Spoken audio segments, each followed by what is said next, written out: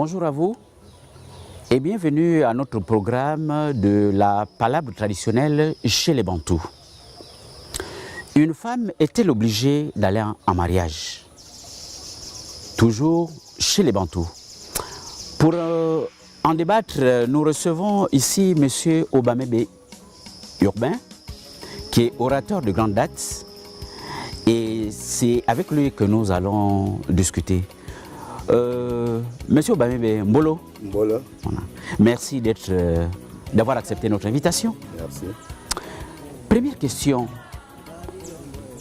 Pourquoi est-ce un honneur pour une famille de voir leur enfant, leur fille aller en mariage?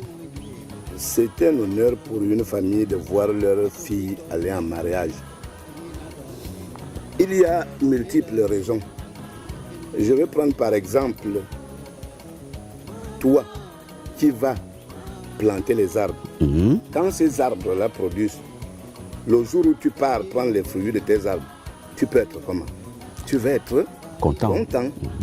Quand je prends l'exemple, c'est parce que la fille, c'est un enfant comme tout autre. Avec tout ce qu'on fait pour son enfant, les études et autres, tout qui concerne l'enfant. Maintenant, au finish pour une femme, il est demandé à ce que cette femme-là aille en mariage.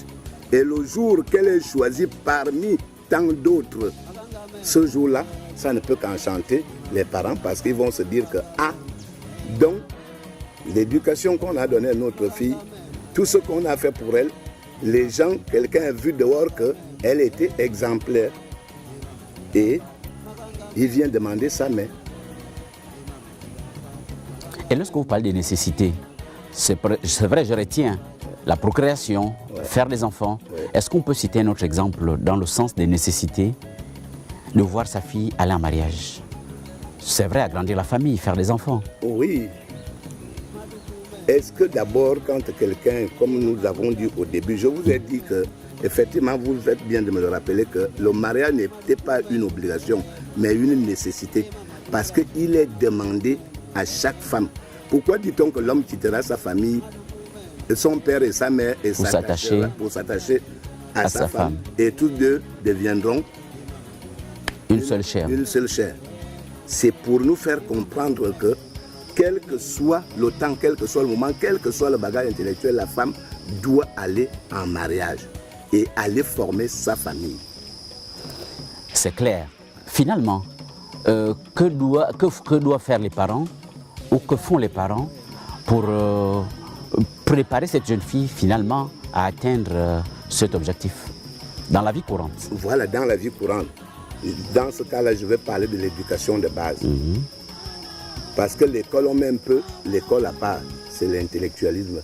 Mais l'éducation que donnent les parents à leurs filles, comment il faut aller rester. Parce que j'ai dit toujours, je suis en train de te dire qu'à chaque fois la fille fait quelque chose dans la maison de son père et sa mère, soit le papa, soit la maman dit à sa fille, est-ce que c'est comme ça que tu iras faire chez ton mari? C'est déjà préparer la fille psychologiquement qu'un jour, tu vas nous quitter et aller en mariage. Oui. La maman va trouver sa fille qui s'est levée très tôt le matin sans arranger son lit. En rentrant, il va dire à sa fille, mais attends, sache que quand tu iras chez ton mari, dès que tu quittes le lit, avant de sortir, tu dois arranger le lit. La maman va par exemple contrôler l'habillement de sa fille, la manière de s'habiller. Dire à la fille que tu ne dois pas sortir comme tu es là. Sinon, ce n'est pas mon éducation. C'est tout ça là qui fait l'éducation dans la famille et cette éducation qui va conduire la fille là où elle ira.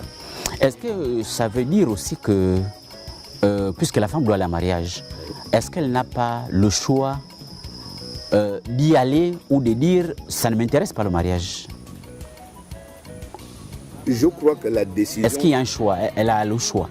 Je crois que la décision d'y aller en mariage vient de la fille elle-même. De nos jours, je dis bien de nos jours. C'est à l'époque où c'était peut-être une obligation. On prend, on dit, on pardonne. Pourquoi?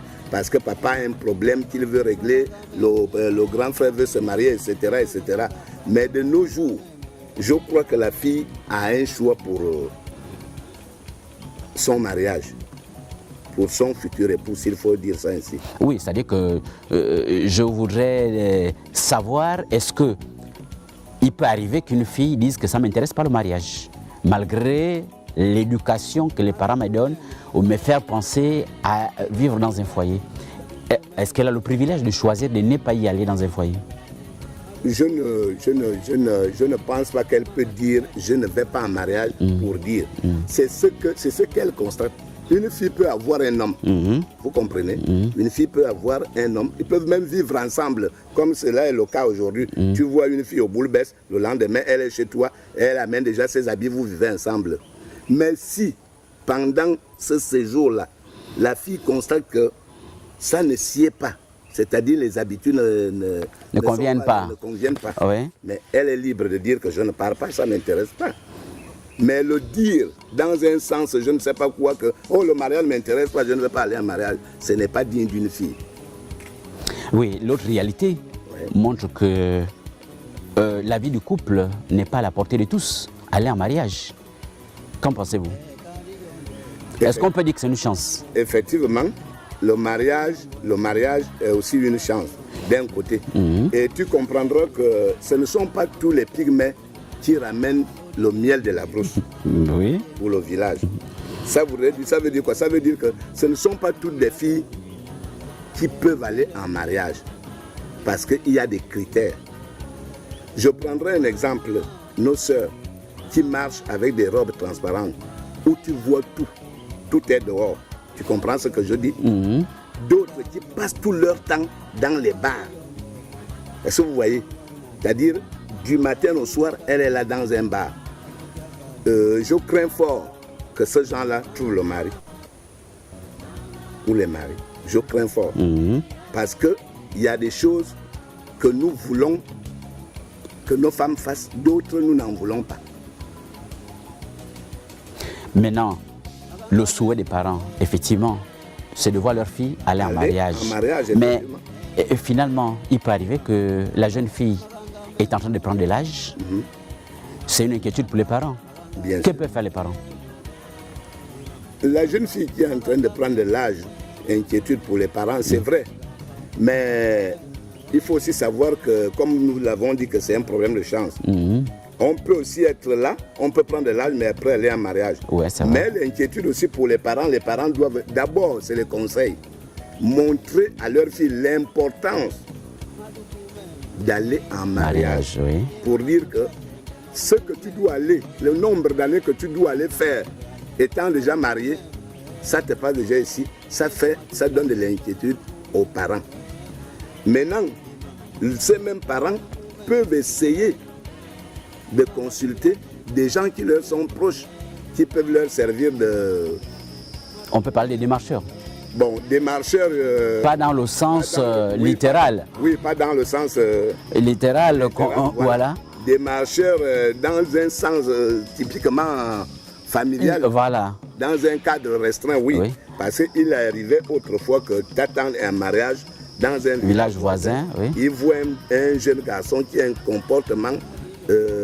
comment je peux dire ça, qui intéresse. Voilà. Et puis le gars se comporte bien et tout. La tante voit ça et dit non, ça, ce garçon-là, la fille de mon frère qui traîne là-bas au village, je veux un peu aller dire à mon frère que est-ce que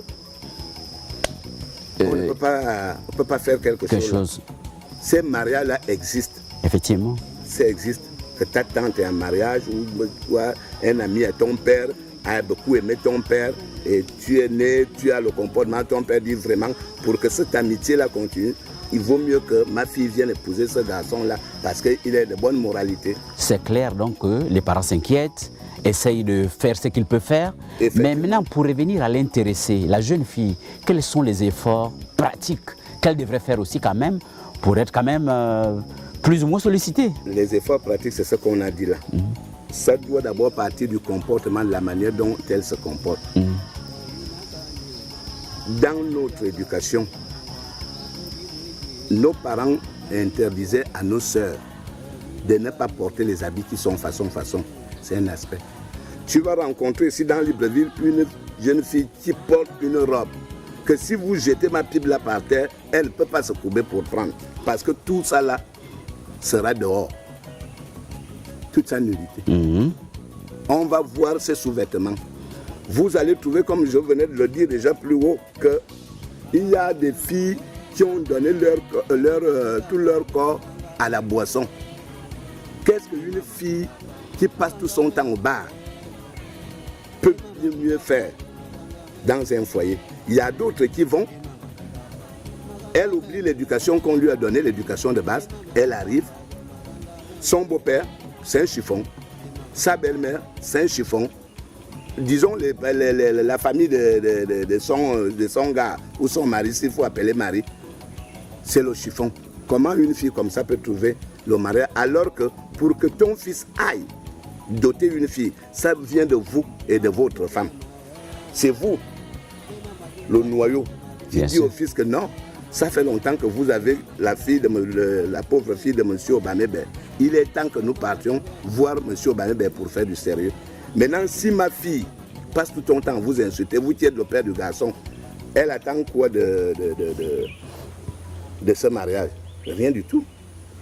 Aucun père, aucune mère n'acceptera que son fils aille épouser une fille qui est de mauvaise moralité. Voilà, exactement. Et un autre aspect aussi, la fille prend de l'âge, c'est vrai, mais parfois on trouve des jeunes filles qui sont toujours au terrain familial, mais avec des enfants. Est-ce que ce n'est pas un facteur bloquant de trouver un conjoint? Effectivement, surtout les jeunes filles qui ont des enfants. Parce qu'il faut dire ici aujourd'hui qu'il y a des enfants ou enfants. Les enfants issus d'un même père sont différents de 5 enfants issus de 5 différents pères, de vous en moi. On vous dit aujourd'hui d'aller épouser une fille qui a déjà 5 enfants dans la maison de son père et ces enfants-là sont de pères différents pères, de pères différents.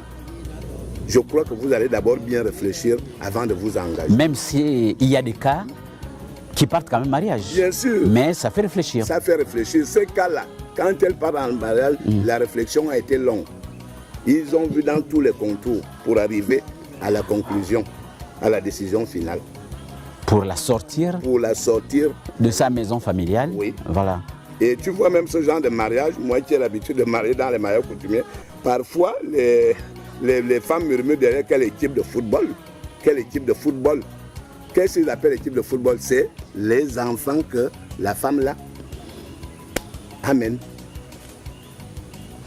Et toujours dans le même sens, c'est vrai que chez les Bantous, on remarque que les garçons peuvent rester le plus longtemps à la maison familiale.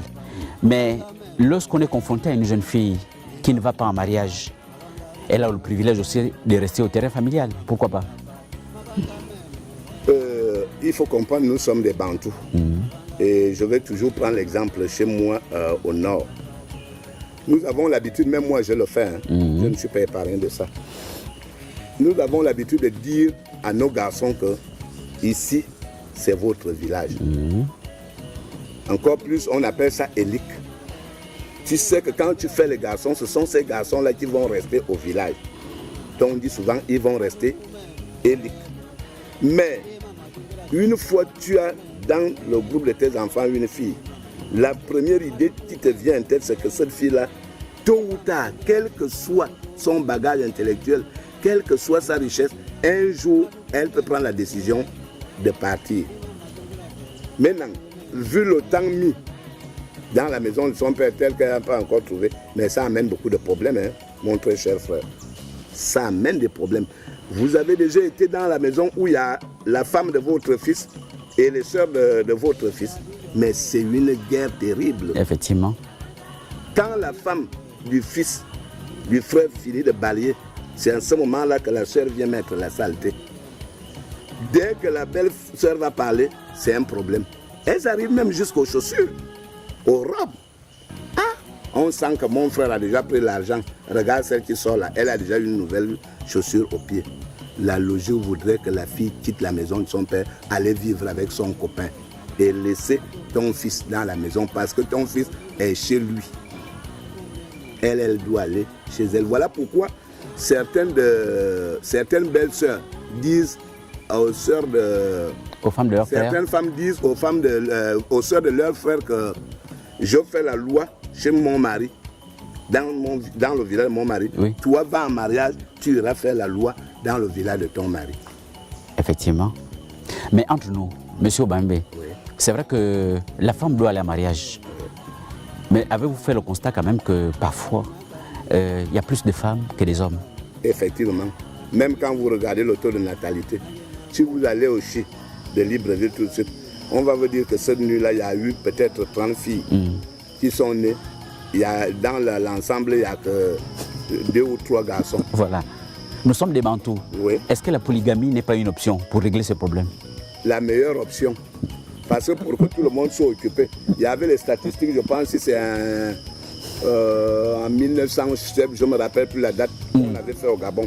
On avait dit pour que toute fille gabonaise soit en mariage, il faut que tout Gabonais ait 14 femmes. 14 femmes. 14 femmes.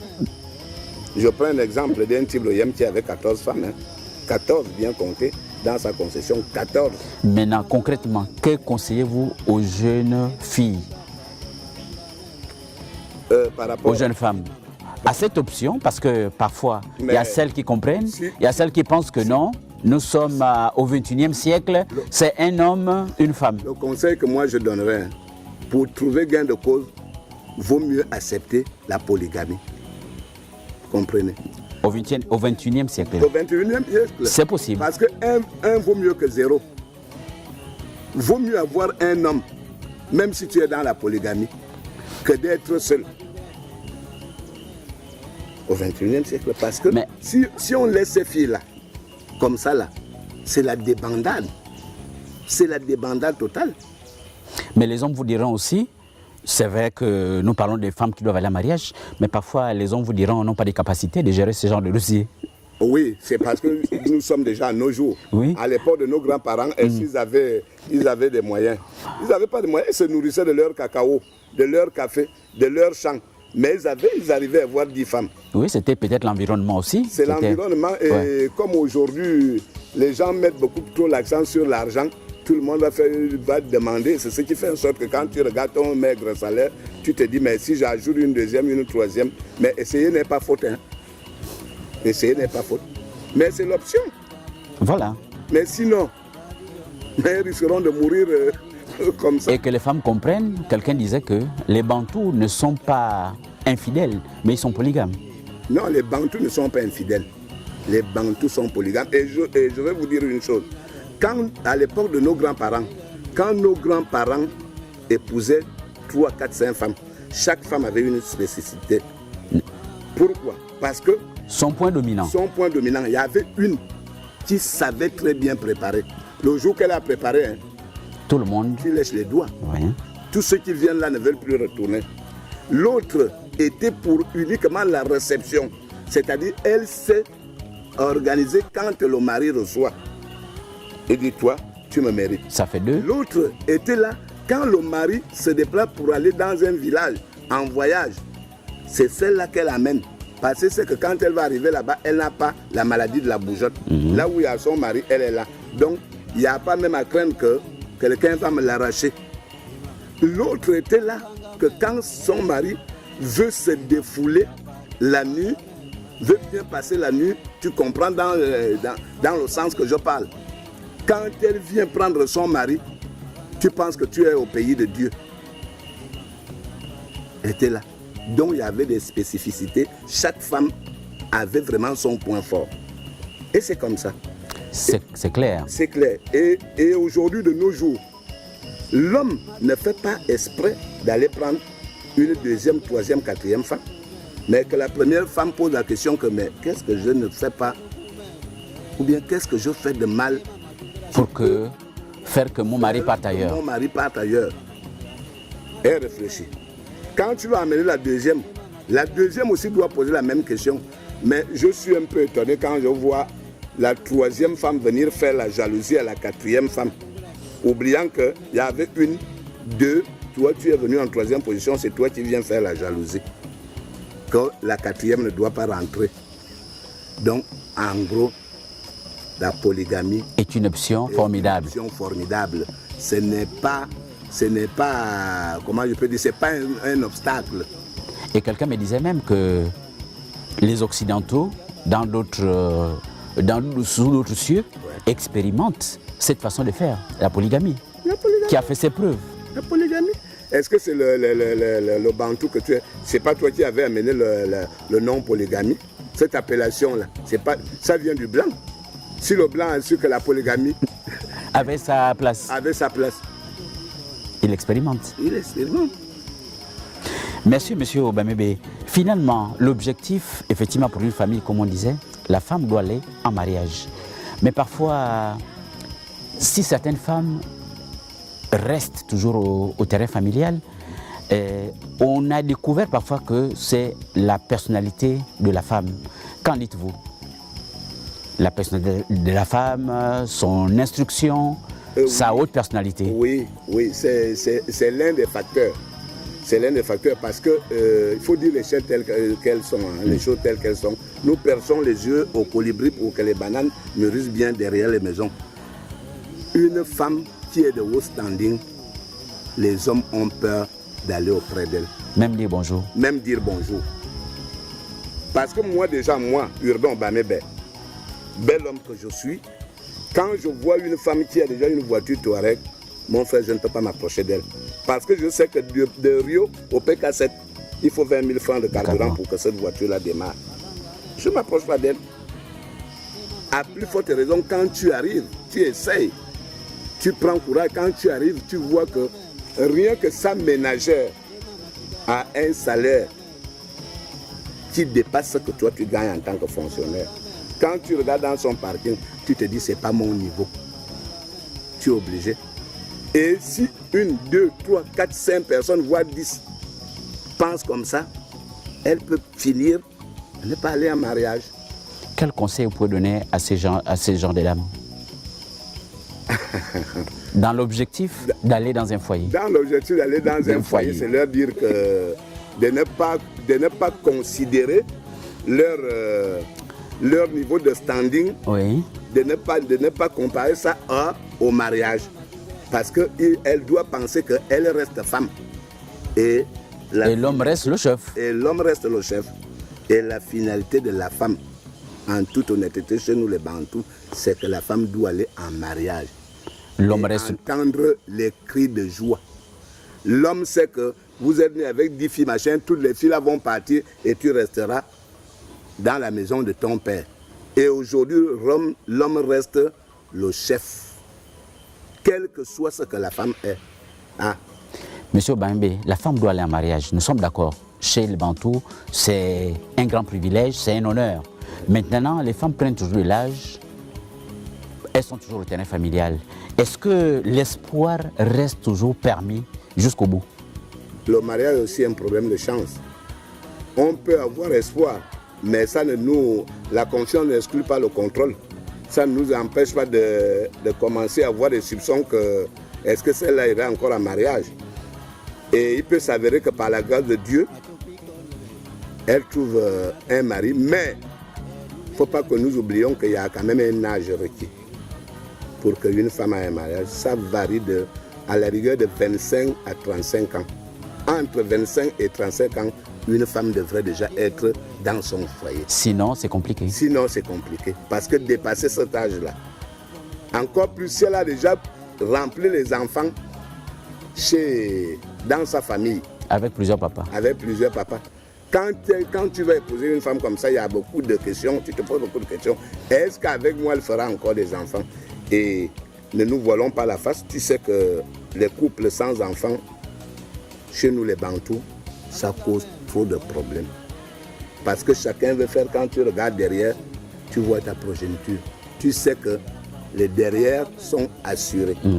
Tu sais que ça ne va jamais finir. Ton nom ne disparaîtra jamais. Et parfois, les parents n'hésitent pas. Après un mariage, dire après 6 mois. Mais bien sûr, mais... qu'est-ce qui ne va pas?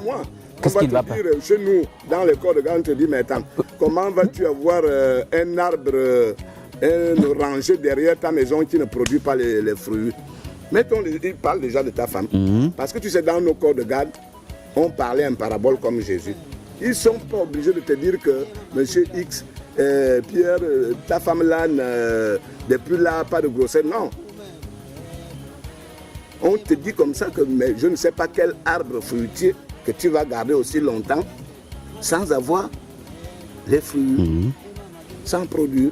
Au-delà de tout cela, cet environnement, parce que la femme doit aller en mariage, est-ce qu'à un moment, puisque la jeune fille est toujours à la maison, la dame, elle devient une grande dame, toujours à la maison, est-ce qu'on ne peut pas soupçonner parfois un blocage venant des parents? Oui et non. Non, parce que dans le bon sens, aucun parent ne peut, comment dire ça, expressément bloquer sa fille de ne pas aller en mariage.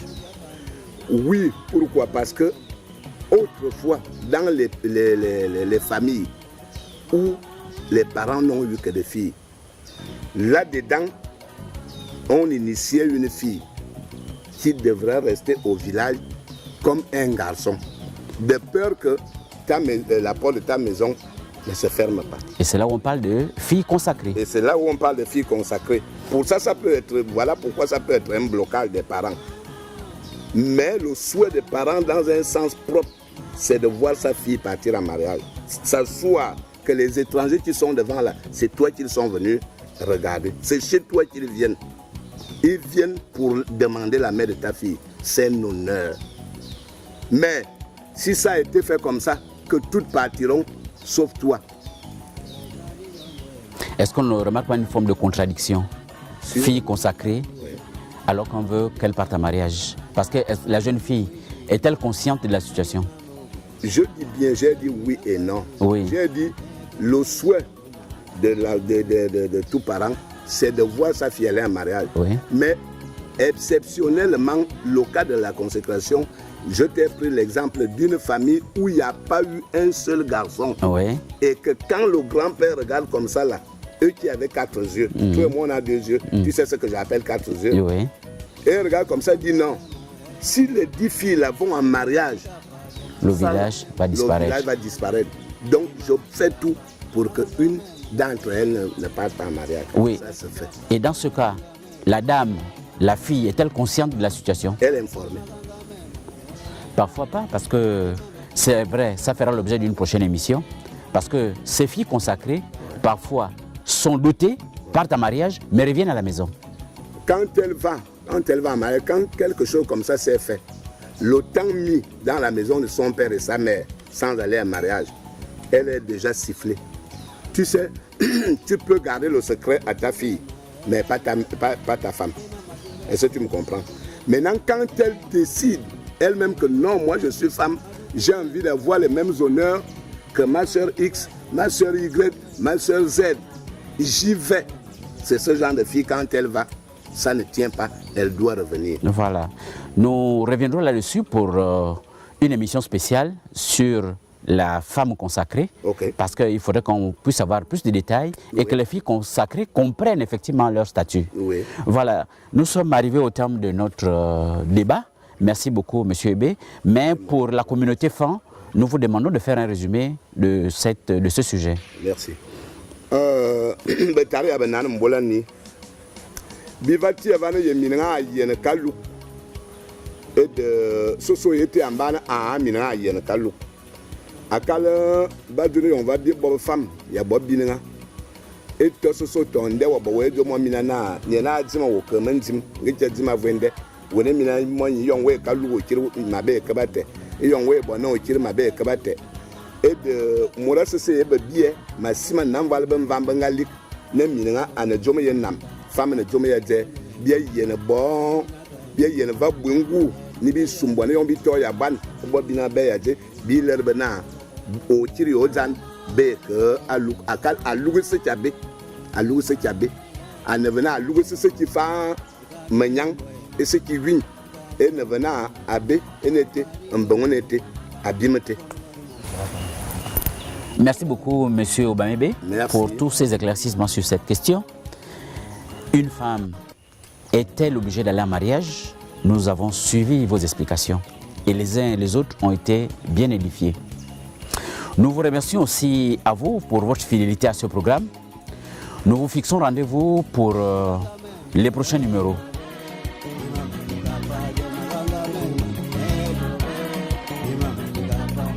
Panga même